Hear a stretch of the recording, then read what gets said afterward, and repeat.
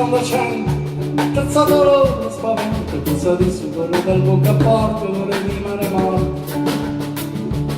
Signor capitano mi stia a sentire, ho belle pronte le 1000 lire, in terza classe voglio viaggiare su questo splendido mare.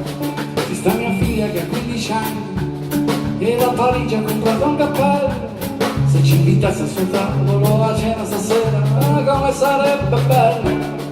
Ecco l'orchestra che ci accompagna e con i ritmi americani saluteremo la Gran Bretagna col bicchiere fra le mani e con il ghiaccio dentro il bicchiere faremo un brindisi tintinante in questo viaggio davvero mondiale su questa luna gigante.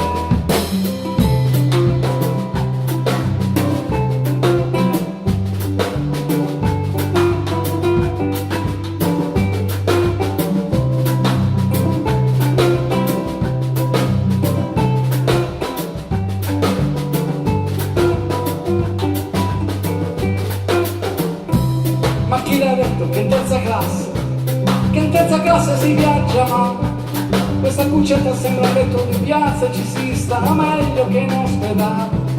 A noi che a fondo ci hanno sempre chiamato, oh sì, ma qui ci trattano basso, signori, che quando piove si può star dentro, ma col bel tempo veniamo fuori. E questo amore è un ritorno ad ammirare questa luna metallo, che quando cantano le sirene ci sembra quasi che canti gallo, ci sembra quasi che il ghiaccio che abbiamo nel cuore piano piano si vada a scaldare in mezzo al fumo di questo vapore, di questa vacanza in alto mare. Gira, gira, gira, gira l'elica e gira, gira che piove neve per due ragazzi di terza classe che per non morire si vanno a America.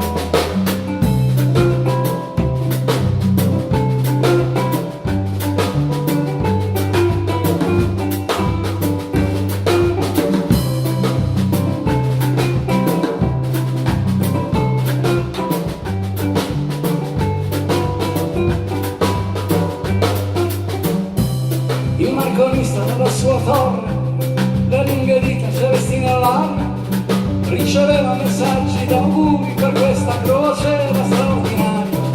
Si trasmetteva salute e speranze in quasi tutte le lingue del mondo, comunicava tra Vienna e Chicago in poco meno di un secondo. La ragazza di prima classe, innamorata del proprio cappello, quando la sera lo vide ballare, lo trovo subito molto bello. Forse per via di quegli occhi di ghiaccio, così difficili da evitare, pensò magari con un po' di coraggio, prima dell'arrivo mi farò baciare.